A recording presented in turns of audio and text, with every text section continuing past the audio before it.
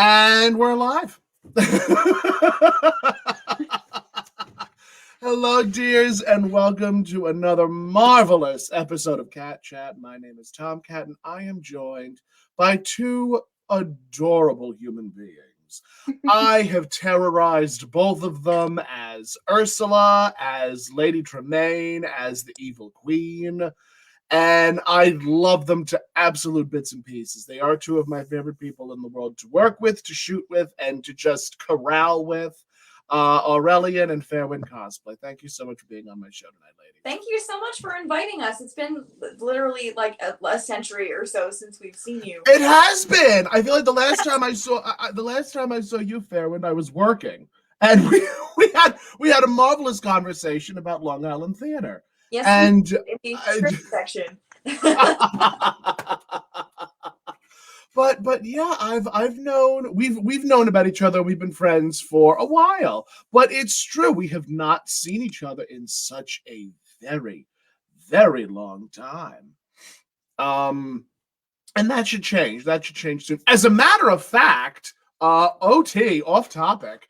I am trying to schedule my photo shoot with Green-Eyed Monster Portraits. Yes. Her and I are going to do the Agatha shoot. Oh my gosh, that's going to be perfect. I'm very excited for that because I feel like it's just too perfect for words.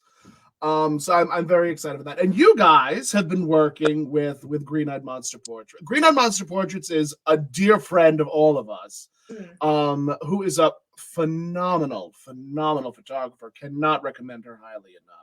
Yeah, she focuses a lot of her fine art editorial stuff on empowerment and body positivity and just like evoking magic in like the most unlikely of places. So she builds her own sets and makes her own props and is so focused on making you feel beautiful no matter if you're shooting as yourself or some fantastic. And she's so resourceful. Yeah, she really is. She is so resourceful. I remember one time I bought sprinkles for a photo shoot that she was doing, and I'm like, what the hell is she going to use sprinkles for?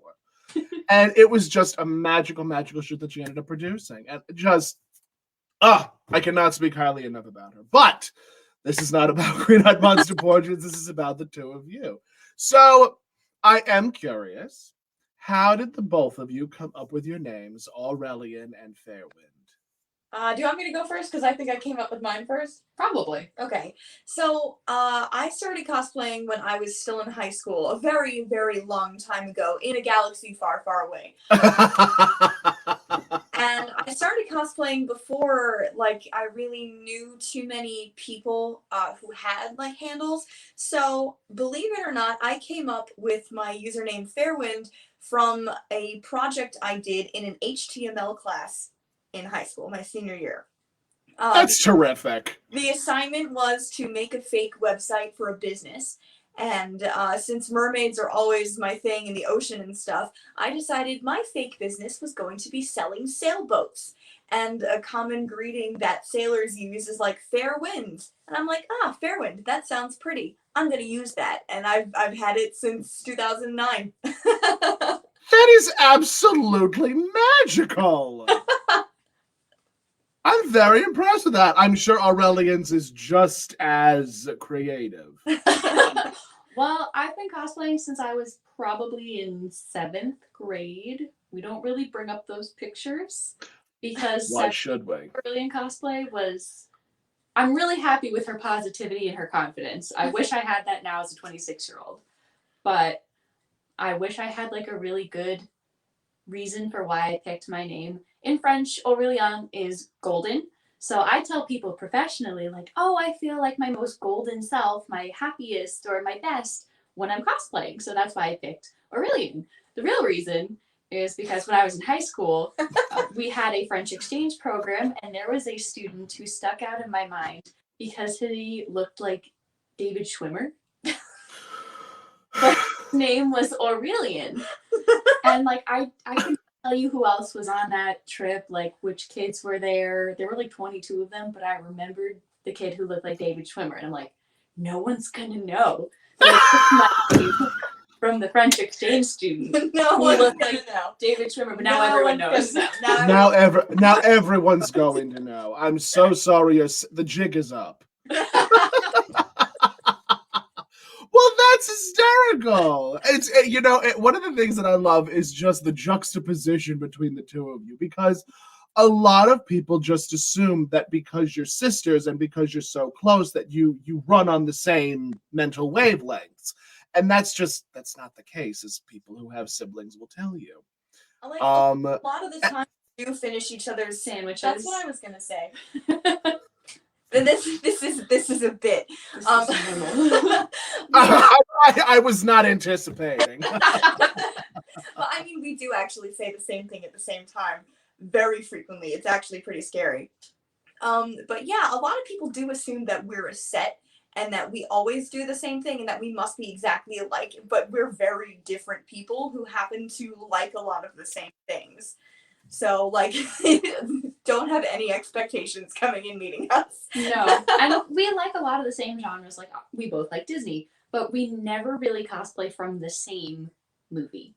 Or if we cosplay any anime or TV shows, we both cosplay from X-Men. We're not from the same iteration of X-Men. Or Ace Attorney, like, I'll be from one Ace Attorney game and she'll be from some completely opposite one in the future of the game timelines. So we do like the same things, but our interests just kind of do that. They intersect and bump into each other and then like slide. Well, the way that I even see it when the two of you are interacting, and even in the stories that you just told, you Aurelian, were very just funny would be the appropriate word to use, and Fairwind, you definitely had more of a I don't want to use the term quality story, but it was a story. Like, you told a story.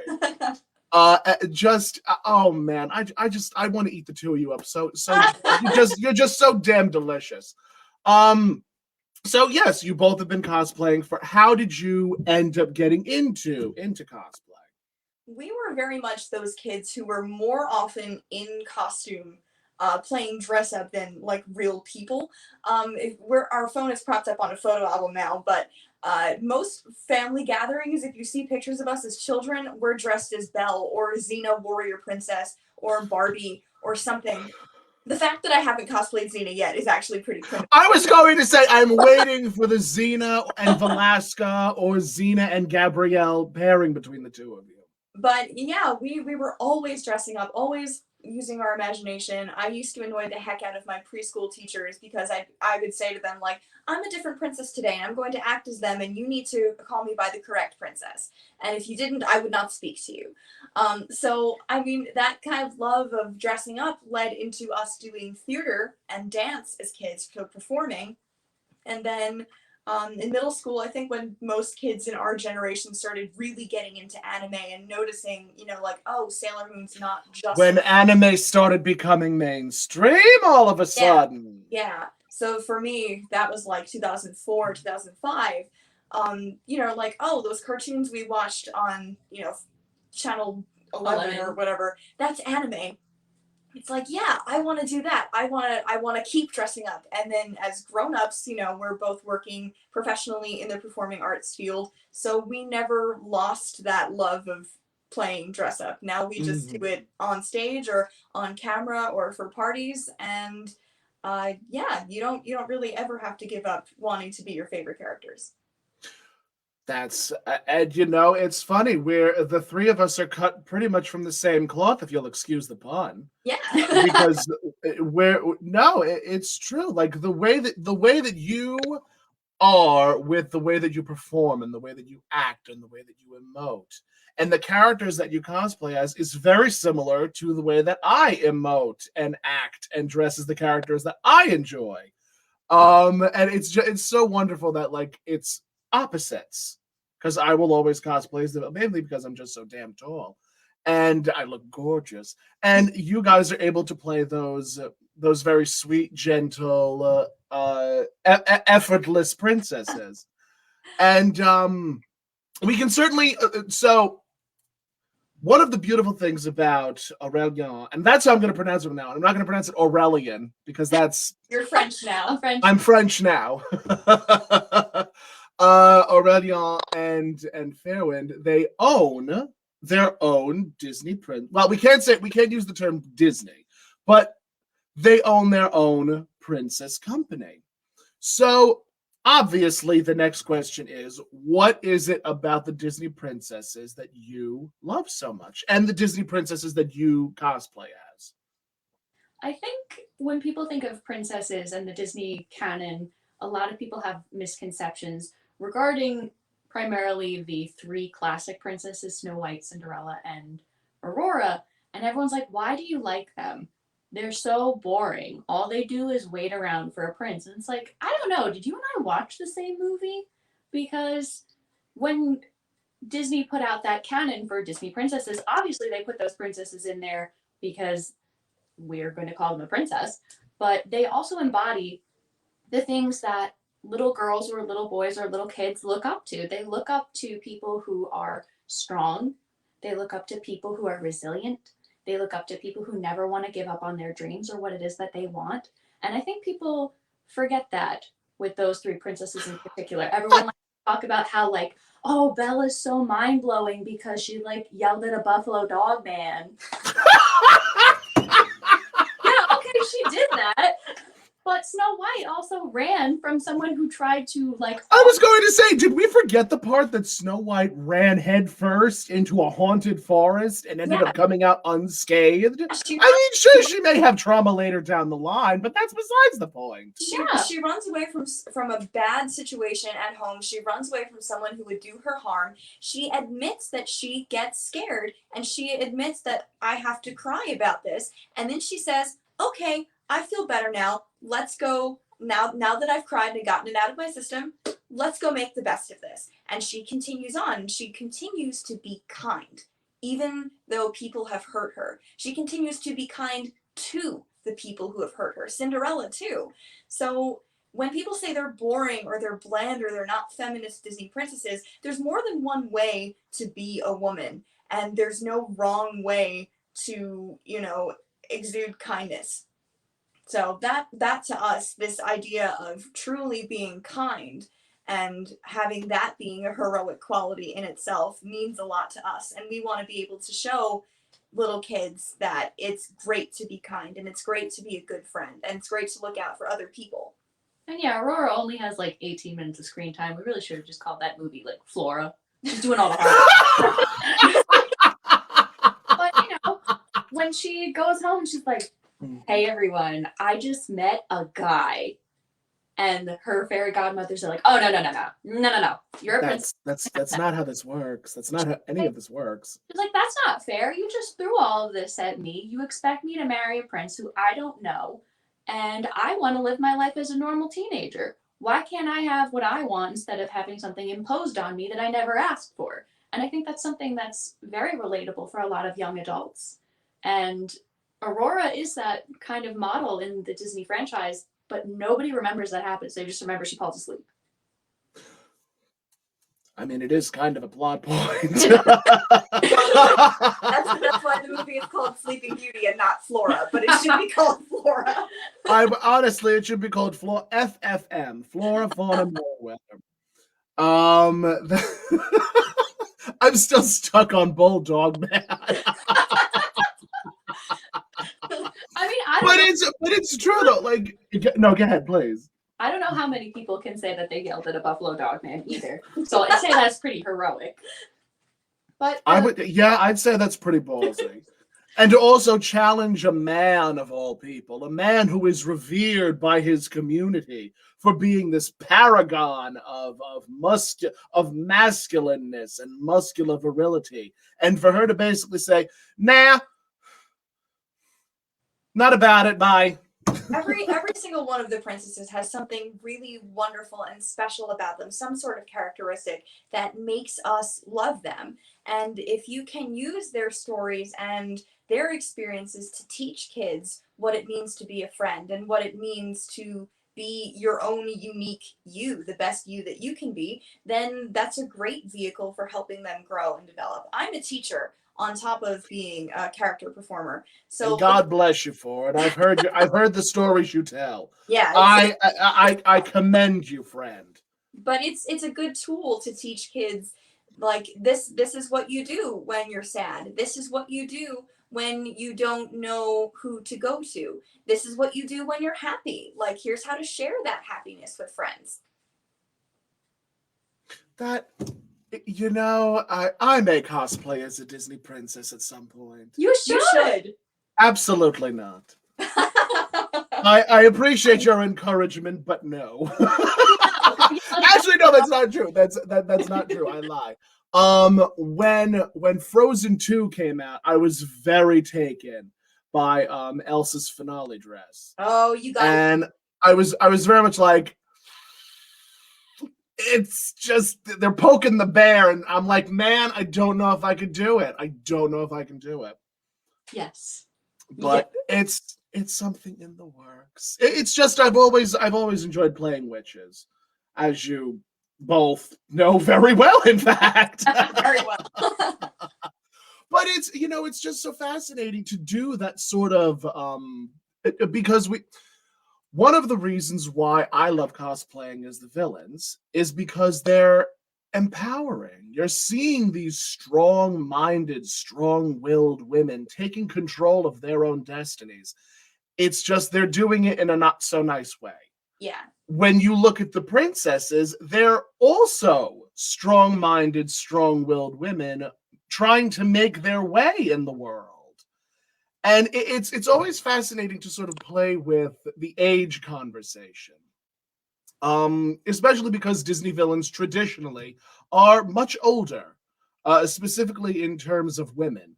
Like, you have, obviously, the Evil Queen, Ursula, Lady Tremaine, Mother Gothel, Maleficent, Madame Medusa. You're looking at these older women who've been around the block a few times. And sort of like, it's one of those questions where it's like, I have to respect my elders, but my elders want to kill me. Yeah. My elders want to do wrong by me. I am confusion. America, explain. So it's just fascinating to have the sort of conversation of hero versus villain, princess versus evil queen. So I'm just we could talk about that for hours on end, but we don't have to, because we can obviously move on to another topic of conversation, which is mermaids. Happy You mermaid. both, of course.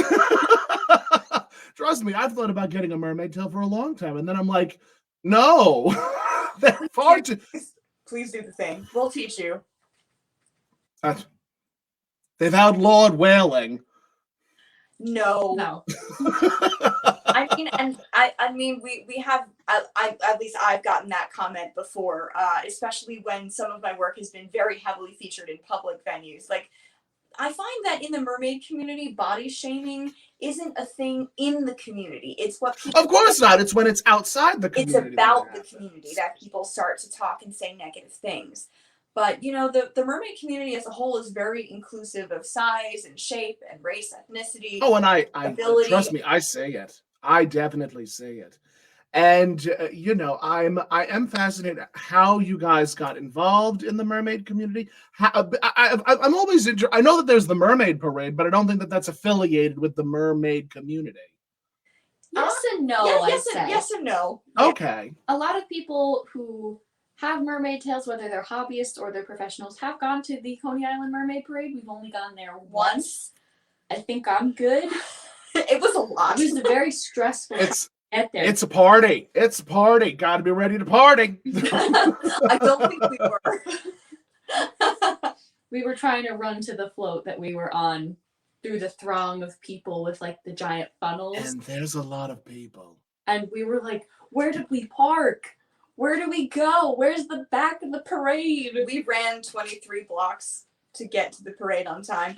Thank goodness that some unlucky float broke down mid-route, so we were able to hop on our float, and you know, we were fine. But if something hadn't broken down, we small victories and tiny blessings. Yeah. But for the way that we got started in mermaiding, it's sort of a lot like how we got started in cosplay. It just took a little bit longer.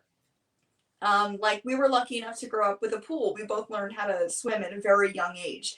And we grew up watching stories like The Little Mermaid, or reading, I think yours was like The Tale of Emily Windsnap and Splash, you know, like pirate stories that involve merfolk too. And, you know, we learned how to do the dolphin kick, and I could hold my breath for a really long time underwater. But, you know, you always think like, oh, when I grow up, I want to be a mermaid. And I wrote that in a letter to myself when I was graduating from elementary school. When I grow up, I want to be a mermaid. And then going into You did it. I did. My freshman year going into college, I found a mermaid on the internet. Her name is Mermaid Cariel, and she was one of the pioneers of the industry. And I was like, wait, you really can do this. It's a mix of like freediving and synchronized swimming, environmental conservation, musical theater, improv, swimming, like all of these crazy art forms all put in one centralized like hobby. So we did our research and we got our first tails, and this is our 5-year mark as professional mermaids. So we were training, and then we got started performing professionally, and we've been doing it ever since. I was going to say, you Fairwind have definitely been featured. You've been featured on Food Network. You've been featured in magazines. You're doing the thing. I am doing the thing. And if to be completely and totally honest, I am just so damned proud of the both of you. I really am. You're both making applesauce. The life gave you lemons. You're making applesauce. And I truly cannot speak highly of either one of you enough. Thank you. Thank you. That really does mean the world. We're Good. We're very lucky that we have a supportive community of people, you know, here on Long Island and on the East Coast. And best of all, we have each other to do this. So we help each other train. We help each other, you know, get our skills up and help each other pose and take each other's photos and things like that. So then our experience working off of one another, we've trained a lot of other merfolk beginning in the hobby, you know, giving them the poses and tips and tricks on how to look and feel your best in a tail. So it's always, you know, nice to have an extra set of octopus arms around.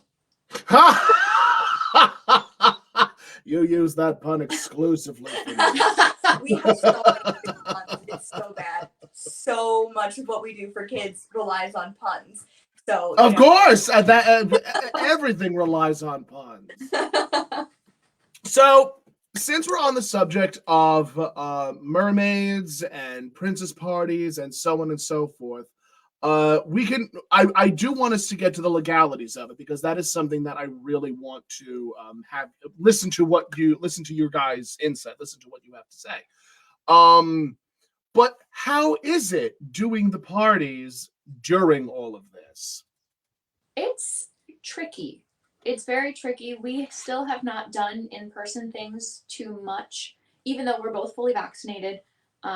We're still taking the precautions, and since we're still legally trying to set up a potential business, the both of us do have specialty insurance. So that means I can perform and have an assistant and vice versa, but we don't have the insurance for like 5 other people. Right. So we're insured performers as a single entity, like a DBA. And we're setting up an LLC for a formal full company. So there's all of that legality. But right now, what we can do is we can perform on our own. And we've been doing a lot of contracting freelance work, working with other companies to do virtual events. We've done a ton of virtual storytime events as fairy tale characters for local libraries on Long Island and promoting childhood literacy. So since the start of the quarantine last year, we've done birthday parties, we've done virtual conventions, the library story times, panels, virtual tea parties, all sorts of things, Make-A-Wish events virtually. So while the switch has been, it initially was a really difficult transition from going essentially from live theater to film. But you know, you adapt on the fly and you create a formula that works for you. And yeah, we've been very fortunate to work with so many different talented companies and work with so many wonderful organizations that have a similar mission and mindset to what it is we want to do, which is, you know, education and, you know, magic put into one thing. And kids still say weird stuff on Zoom. They'll still tell you the same things they tell you in person. I mean, you'll always get those. It's therapy for children. Always. Though I think a lot of parents digitally like wouldn't necessarily care if you had insurance. It's screen to screen. So it really depends on the parent, but it is always something we tell them. We tell them that we are licensed and insured. We have several years experience on and off stage doing theatrical works. I'm a New York State certified teacher. We have water safety training and CPR and all that good stuff. So even if the parent is like, yeah, I just want to talk to Elsa, is that okay? It's still something that I think a lot of parents deep down probably will think about and remember, as opposed to, I just could have picked up this random Elsa off the street. Who knows if she's like a hobo mermaid? Times Square. I mean, sure. Exactly. So I think for the most part, parents don't normally see the legality unless something goes wrong, like horribly wrong. Yeah, knock on wood there. But that's something that all performers should be aware of if they're going to be doing anything. Even if you're a cosplayer who's asked to do a charity event because you have a character that a company may not offer, it's always something to, just ask, hey, what happens if something happens to my costume, or if something happens to me, or something happens to somebody else on the job? How are we protected? So that's always something to. I was going to say these are things that I don't think a lot of people take into consideration, because they hear, oh, I get to be a Disney princess, or I get to be a Disney person, and I can go to these parties and get paid and money, and it's like oh honey, you need to take into consideration the costumes that you're wearing. Mhm. You need to take into consideration the children that you're performing for. You need to take into consideration the fact that there might not be parental supervision, because that's not as good. as I'm sure we're all aware, there are some parents that will just say, it's fine, don't worry about it. Yeah, that's always the worst when they do that with mermaid parties, because water is always a hazard. Water is not forgiving, and if you don't have a lifeguard present, then anything could go wrong. So we're very adamant that when we do in-person mermaid events or things like that, there's always got to be a lifeguard present for safety reasons. The assistant, like if I were assisting Mermaid Kalis, the assistant is there for the mermaid. Now, have I actually performed rescues while in a mermaid tail? Yes, I have. That's not to say that should have happened, but the parent should have a lifeguard present, because the Good Samaritan law exists for a reason, goodwill, but you need to have your bases covered all around. So that's you want to know, it's the damnedest thing. When I did when I got my certifications for medical assisting, a lot of people insisted that I get malpractice insurance. Yeah. And I'm like, why do I need malpractice insurance? And then they went over everything that could potentially go wrong in the span of a couple of weeks working in a doctor's office. Yeah. And I'm like, oh. And nobody thinks about it until, God forbid, something terrible. Exactly. It's always absent-minded until it's actually happening. And of course, you don't want to think about it, because you don't always want to think like, oh, what happens if someone's arm falls off? You don't want to think about the worst case scenario, but sometimes the worst case scenario does in fact happen. Yep. So yeah, we're very much by the book. We want to make sure that what we're doing is safe and legal. Using fairy tale generic names for characters that may or may not bear resemblance to really famous ones. Fairy tales exist in the public domain, so you're creative in the way that you call these characters and market these characters. For our original characters, a lot of them, like Mist and Kalis, have stories that are in preparation for children's books that will be published. So we have to take care of, copyright and ensuring that our characters and our likenesses belong to us. So there's a whole slew of things that someone who's just starting out might not think about, but we've been in the character performance industry for 7 years? 7 years. 7 years. So we've learned a lot on the way. We've had so much training and experience, and we're still learning, especially now as we're going into the business, moving from performer to actual company owner. So it's a big learning curve for anybody in the field. It's something very, very fascinating, because it's different for celebrity impersonators, but it sort of runs in the same vein. It's just, you're not going to call Mae West a sex symbol of the 30s. You're going to call them Mae West. You're not going to call B. Arthur sarcastic golden girl. You can put that on a wig, but you can't market that. So I am curious about how you guys handle when people ask, can I have a snow queen instead of Elsa? May I have a sleeping princess instead of Aurora? Or Briar Rose even? That's pretty much what most character performers deal with. There are characters who are in the public domain who technically you could use those names, but if you use the name plus the likeness that people are familiar with, then that's sort of a gray area. So you have to get creative. Like, the princess who has very, very long golden hair, who spent her life trapped in a tower. We would call her the Lantern Princess because she wants to see the lights, right? And that was her dream. That's important to her. So you take an element from that character's story, and that's like the core bit. That's how you get their name.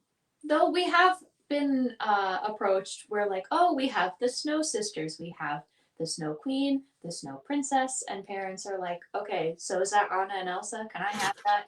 We're like, yes. That's bad. But since Anna and Elsa are not in the public domain, we can't just freely call them Anna and Elsa. Anna and Elsa, of course. From the mouse. But Snow White, Cinderella, Alice in Wonderland, Sleeping Beauty, Rapunzel, those are characters who are in the public domain, but like Fairwind said, if they look very, very, very... If it looks like a duck and it quacks like a duck, I assure you it's a duck. So we have to make sure we're getting creative and we're calling a duck a goose. You know? Yes, correct. So that... it's so funny that we mentioned the mouse. Oh, that mouse. Anytime that mouse doesn't get a piece of the pie, it's knocking on your door. The mouse is the reason why copyright laws are the way they are. That is 100% correct. Oh, that is 100% correct. So your original, first of all, do you have, I know that this might not be a question that you can answer right away, but does your company have a name yet? We have some things tossed around. We're still making sure that nobody has the website name or the domain. Of course, that's always something. And again, we do not have to discuss this because I do know how some things work, where it's like you mention something and then 2 weeks later you see somebody else using that same name. So we'll keep that a secret, but that's fine. We do have a name for it, and we have the mermaid division of it is a pun. It's a play off of the name that we've chosen. So that's we have, classic fairy tale characters that people would be familiar with their stories, and we have original characters like the mermaids. We have original fairy characters. We have a unicorn princess. You're writing a children's book about what it means to be yourself, and how expectations of fairy tales sometimes go completely awry. Like the prince and the princess decide they're just going to be friends instead of getting married or getting engaged, and witches aren't all bad, and the human world might actually be a mess, but here's how we can navigate it together, kind of thing. So you're really the brain behind so many of our original characters. Thanks, that means a lot to me. But you always have to make sure that it's not overstepping on another story. Something that's really big with original characters versus storybook characters that a lot of people are familiar with is making sure that it's unique. When we do events that have original characters, parents always ask, can you sing Part of Your World because you're a mermaid? Which, yeah, okay, fine, I'll sing it. But just don't record it and post it online. Right. Exactly. But music has a specific tie to a lot of characters that you associate them with. So obviously when you hear Part of Your World, you don't think of any old mermaid, you think of Ariel. You think of the Little Mermaid. So when you think of your own story, you want to make sure that it's memorable on its own. And it's not like, oh yeah, that's just like that time Belle yelled at a big buffalo dog man. That's the name of this episode, by the way. Big buffalo dog man. So it's always important to find something about your characters that stand out from everything else. You don't want to be mistaken for someone else whether it's someone else's original character or a pre-existing character. There's nothing worse than being anybody who's blonde in a blue outfit. Even if it's not a dress, you're still Elsa. It doesn't matter. You could be like Sue Storm, and a dad is going to say, "Are you Elsa?" So that's what's really awesome about making your own characters, is that you have the free reign to pick what it is that you want to stand out, and you don't have to worry about finding a name that's public domain versus I gotta be sneaky about this one. So it's fun to think about, because we're both singers, and our future company, we're encouraging musical theater performers of all kinds to audition so that everyone can sing. So it's fun to find songs that suit each character that don't necessarily come from an existing famous, conglomerate of media. Like for Mermaid Mist, her specialty is singing shanties, because in her story, she spends time aboard a pirate ship. So she sings kid-friendly sea shanties.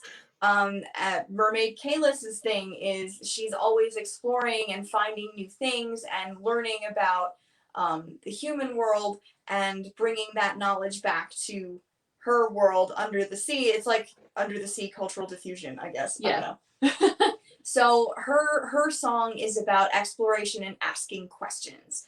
So it's fun. It's fun to find pieces and get to explore them and play with them and have them essentially become a part of that character's story and canon too. That's marvelous. That's absolutely marvelous.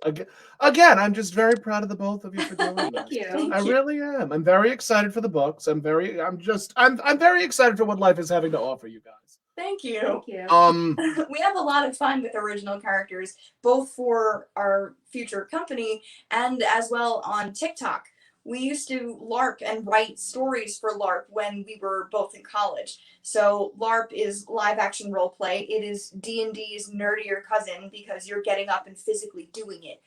If you're my age and you remember the video lightning bolt, lightning bolt, lightning bolt, yeah, that's LARP. But we treat it very much as improv. It's long form improv with a sword. And the wonderful thing about TikTok, as a millennial, I thought last year, like, oh, that's for the younger kids, I'm not getting involved. But with everything shutting down, TikTok really became a great way for creators and cosplayers and writers to come together to write collaborative storytelling. And that's what we did. We wrote a LARP in college. We wrote several LARPs in college, and now we're writing and playing digital LARPs on TikToks and developing these wonderful, fun storylines that explore different themes. And best of all, we get to play with other people, even if we're halfway across the world from them. Yeah, I mean, the both of you, Lauren, Jade. I'm trying to think of like other people off the top of my head, but no one's really coming to mind. But it's so fascinating. And the more that I get into voiceover, the more I'm noticing that D&D and LARPing, they're all parts of being creatively goofy and creatively honest. And it's just it's so exciting to see. It's so wonderful, honestly. I think it's just another form of acting. Because you can create a character that's very, very similar to yourself, or you have the opportunity to play something that you never get to play. So if you've always been typecast as a certain role on stage, D&D or LARPing, or even performing as a character, you can take on these roles that other people may not have pegged you for. And that's what's really awesome, because no performance should ever be stagnant. You should be ever learning, ever changing, and trying new things. And if you don't like it, you can always roll for a different character. But at least you tried it. You put yourself out there and you did it. And the really, really great thing on that too is that, especially in a realm like theater, where you often make your living being typecast, is that places and venues like TikTok have broken down those barriers. You can play whatever you want. You can create whatever you want. And that gatekeeping element of the industry as a monolith is gone. Look at Ratatouille the musical. Look at Bridgerton the musical. These are fan-created pieces that have skyrocketed. Massive followings. Yes. And they came from collaborative storytelling on TikTok. It started as something goofy and became so much bigger than it probably ever thought it or intended it would be. And it's breaking down barriers in all sorts of performances, giving BIPOC creators space to perform and get their work out there, getting disabled performers and creators their work out there. So yeah, the industry gatekeepers that were managing this business, performers and writers are now saying, make way for us, make way for our voices. There was I had a long conversation with a friend of mine, Julia D'Amato, the end of Something Beautiful. And we had a very similar conversation of like the ever-changing world of creatives, the ever-changing world of artistry. And, the one thing that I ended up saying to her that really stuck out to me and her was change or be changed. Yep. You have to be willing to change with the times, evolve with the times. Otherwise, you're going to be left in the sauce. Exactly. And I mean, you're even seeing that in fandoms like D&D as a whole. Everyone has this stereotypical image of like the nerdy, cis straight white boy playing D&D. But it's not just that image. The game is not just for that subgroup. And if you are in that group, great. Please continue to play. But you've got to make room at the table for people who are not that way. And having D&D storylines that are inclusive and have all of these different voices to the table, bring a new element to storytelling and bring, queer actors and BIPOC players the opportunity to have representation in fandom, the representation that they've needed and missed and deserved. Now they can have their stories at the forefront. And if old guard D&D players aren't happy about it, you gotta change with the times or be changed, because this is the realm of the storytelling. This is the adventure we're on. The narrative is shifting from what we know to what it is now becoming. Exactly. And there's still plenty of room to have it change and evolve. Oh, yes. Where we are now doesn't mean it's perfect. Those spaces for other voices who are constantly left out need to be heard, and when it seems like the chairs are being squished into that table, we have to make sure that they're pulled out. And what I'm saying right now, it's the same thing that I've been saying, and that my darling Philip O'Donnell has been saying. Build a longer table, not a taller one. Yeah, exactly. Build a longer table. All of these creative voices have a place at the table. It's not just the one voice. It's not just the one characterization. There is just depth of character that is found in all walks of life that people are finally taking notice of. And the ones that don't like it tend to be a little narrow-minded. And they either should... If a person has a problem with something being more diverse, they should educate themselves as to why it's happening in the first place. Yeah. And I genuinely feel like there is just such a lack. There is such a lack of proper education as to the plights of marginalized people. So when people say, oh, well, why do we have to hear this story? Why am I seeing this story? Because you have to. Yeah, you have to. Because it's educating you. It's opening your mind to all of these new and exciting experiences. And even more, along with that, you're listening to the stories that need to be told. That stories you would never have been exposed to otherwise because they never had the chance. Like one of the really cool things for me as a teacher is I teach in a very diverse district, and I have kids, my students tell me about their D&D adventures. They tell me that they're putting their own real world experiences into the game and they're working with it and processing it that way. So we call that sort of bleed in LARP, where, feelings and emotions that come from the game kind of go outwards or vice versa. Bleed is not always necessarily a bad thing. Bleed can help. If you put yourself in your character's shoes, like what would they do in this situation? You could take that and say, okay, here's how maybe I would do that. So having these kids tell me about their adventures and seeing them blossom as people has been such a cool experience for me. They're like, Miss, this is what my party did over the weekend. Like, I love getting stopped in the hallway and having these kids tell me about their D&D games, because now they're 14. I teach ninth grade, and they're discovering who they are. So the stories that they tell in game are stories about themselves, and the more confident they feel in themselves now, the more confident they'll be later on. And the confidence in their writing, their creativity. A lot of people tend to hold their creative sides to themselves. I'm especially guilty of that. I don't share anything with anybody. But with collaborative storytelling and creating your own adventures and your own fantastical happenstances, you are letting yourself be open to sharing that stuff with people. And you definitely feel more confident as a writer because you feel comfortable enough to share that, and people want to see your work regardless of what it is that you think and what your brain is telling you. People want to see your work. Lauren, our darling friend Lauren, made a very magical comment saying, someone point about the trying different characters, especially gender roles. Such a release, and also amazing to see how creative and talented people are. Yeah. And you know, it does stand to reason, doesn't it? That we just are, some, not all, people are forced to not be creative and not let themselves go into that fluid world of creativity and artistry.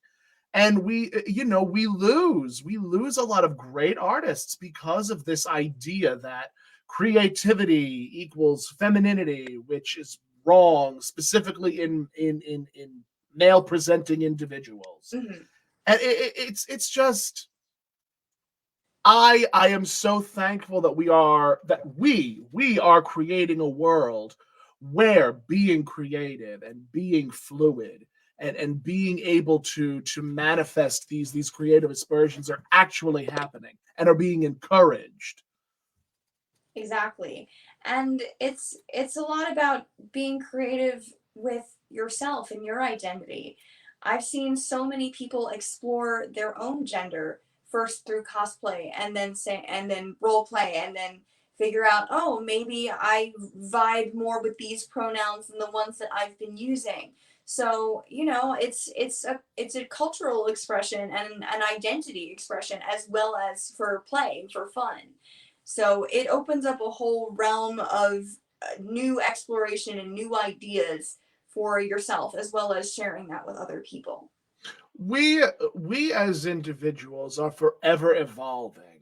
One of the things that I remember seeing a few years ago was the person that I was 7 years ago is not the same person that I am today. The person that I was 5 years ago is not the same person that I am today. And it's true. Mm-hmm. We are always constantly changing, sometimes for the better, sometimes not. But, we open ourselves up to new things when we allow ourselves to open up to new things. Yeah. And I feel like being able to TikTok is a wonderful example. Being able to express yourself in that way is just so vital. It's so vital. It's given so many people over the year plus of quarantine the ability to channel their creativity or their frustration in a constructive way. And I know it's done a wonderful thing for me. It's done a wonderful thing for the two of us. And we've met such a wonderful community of people who are like-minded. And, they have something to teach us, and we have something to teach them. And the stories that we create and the friendships we forged from these digital storytelling tags, as they're called on TikTok. I don't know where I would be right now without those stories. I think TikTok in general has brought so many people together throughout the pandemic, and it sounds so cheesy, but what started as those minute-long clips are a lifeline for some people. They really are. And sometimes you see people in cosplay, and I think the recent trend is like closing your eyes and then removing your hands once you're in full cosplay in a costume that you've always wanted to do. And people usually put text like, I thought I was to this, that, and the other thing to cosplay this character, but this is my full reveal. This is the first time I've seen myself in the full costume. And it's truly a joy to get to see that, because so long. Especially when you start to read the comments. See, sometimes on TikTok, the comments section is a joy to read. Yeah. Sometimes it's not, but sometimes. But But it's truly wonderful to get to see people feel good about themselves. Like, a picture is not enough on Instagram. It does not tell 1,000 words. A picture is just a picture. But when you get to see somebody's reaction to something so strongly about something they care about, and they share that personal part of them, and they say, I was always told I couldn't be this person because I wasn't pretty enough, I was too fat, I am not white. Any of those things, they go out the window when you finally get the chance to see everything and you see that person's reaction. And it's very, I'm trying to find the right word for it, genuine, cementing that this is a moment for someone in their life that Paramount. Part of. Paramount. Yes. Yeah. And you get to be part of that moment, whether you rewatch it for another 30 seconds or you watch it several times because it was so moving. You're part of that moment for that person. And it's not about me watching it, but it's about that person feeling comfortable to share that moment with other people, because other people in their lives might not be so kind about it. Or validating. Yeah, that's the word I was looking for. Validation in a person's art is incredibly important. It is so mesmerizing when you get to see someone who is fully supported, fully validated, when they do something new and exciting and different. And my word to my viewers is never be afraid. Never ever be afraid, because for as many people are going to say, oh, well, why are you doing that? Oh, you shouldn't do that. Building those microaggressions. There are a bunch of people out there who will say, what are you doing? Keep on doing that. Please keep on doing that. The world needs that sparkle in your eye. It does. And it's really, really wonderful to see in at least the OC storytelling community that we're in, when somebody debuts a new character or they have like a new arc of their character's story, and you've been following along and you're invested, and something big happens. Everybody goes over in the comments, and then there's theories that go on, and everyone's discussing like this beautiful moment, this storytelling, this like jaw-dropping, like, I can't believe that just happened. It's like a fandom, and it's a fandom for your character, your stories, and seeing that people like your work, that they resonate with the characters that you've created, like, it is really validating, especially for someone like you, Aurelian, who never used to share their work collaboratively. It's like, yeah, maybe I am doing something right. I am worthy of celebrating my art. Exactly. And you don't need to shell out like $1 million in order to have something be amazing. You can have really, really awesome effects by using a colored folder that you had from your science class in 7th grade. That's what putting it over a light. That's what we used before we got a ring light that could change color. We used essentially homemade gels to change. Yeah, you use the plastic folders. Yeah. Well, effective. Like, you don't need to break the bank in order to have something look amazing and have people really enjoy consuming. Yeah, if you create a story or a character that people really like, they will follow it, and they'll be there every step of the way. I get so invested in the stories that my friends tell, and it's like reading a novel and watching a book and coming up with all sorts of like the crazy like Game of Thrones theories, like what's gonna happen next. Let's look for clues in the videos. I love leaving clues and hints and small bits of foreshadowing when I tell my stories. So I usually have them in plain sight, but they're so subtle that when they do come to life, it's been there the whole time, and everyone's like, I can't believe I missed it. Or like, having a slight red herring, so they're paying attention to something else when they should be looking at this. Like, it is so fun to see, and as a writer, it's really validating for you when they guess correctly, because that means you're being cohesive as a writer. Having a crazy out of left field, plot twist can be jarring and shocking, and that could be great, but it could also be cheapened. So like, if you have this big build up or like a slow build up and the clues are there and they're guessing along with you, that tells you they understand what it is I'm writing. They understand my acting choices. So the payoff is very satisfying. And for me, if I have these theories and then I end up being wrong, it's satisfying to me later. Like, I can't believe I missed that. That was so good. So it's validating either way that people like what you do and they're actively searching for answers and they're coming up with their own theories. I wish I could get students to do that more often. Like, I wonder who could have killed King Laius and Oedipus Rex. Couldn't be Oedipus Rex, right? Couldn't be that prophecy that gets repeated a bajillion times, and they're just like, surprise Pikachu when it actually is Oedipus. Like, wait, miss, I didn't think so. Like, Sophocles is rolling. Someplace. He's rolling someplace. They're teaching Oedipus Rex in 9th grade? Must be AP. But I'm teaching regular right now. I got to do the stabbing the pins in my eyes scene today with the kids. Oh, that's always fun. Yeah, it's always good. always a treat. LaBelle says on TikTok, I didn't know people would like what I do outside of the ones who actually know me. And then Lauren, our love, says the theories that gives me life when people were invested enough to try to figure out motives of characters.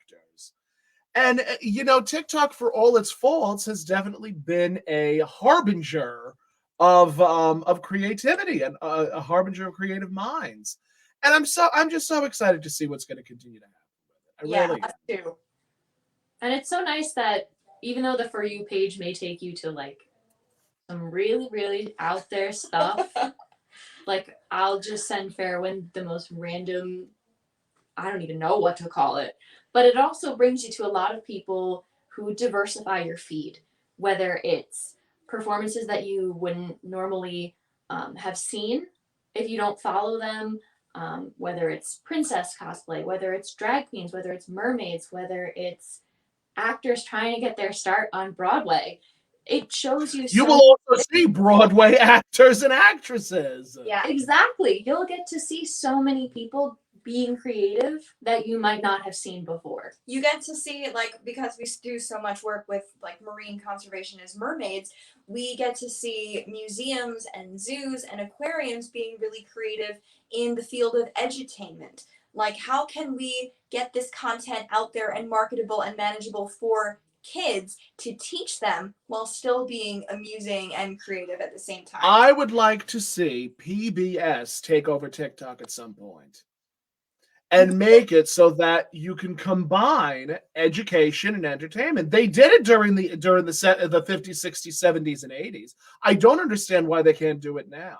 SparkNotes is so funny. I would give my right arm to be on SparkNotes' social media team. Their Twitter is hysterical. The memes they come up with about classic books, and they just made a TikTok not long ago where they're acting out the memes. Isn't that fun? I think that's so fun. It's so fun, and it resonates with the kids, especially if you're doing like the memes that they're familiar with the text that they're learning in school. Hey, that's how we learned. We learned through Schoolhouse Rock. We learned through the combination of music and education. We can still sing the preamble of the Constitution thanks to Schoolhouse Rock. Look at Hamilton. I mean, it's a great. It's not the best example, but it's a good example of using music in a way to educate and entertain. So. We do only have about 2 minutes, and this has been so much fun. This has been such a treat to have the two of you on, truly. Thank you. I ate up all of your time talking about TikTok. No.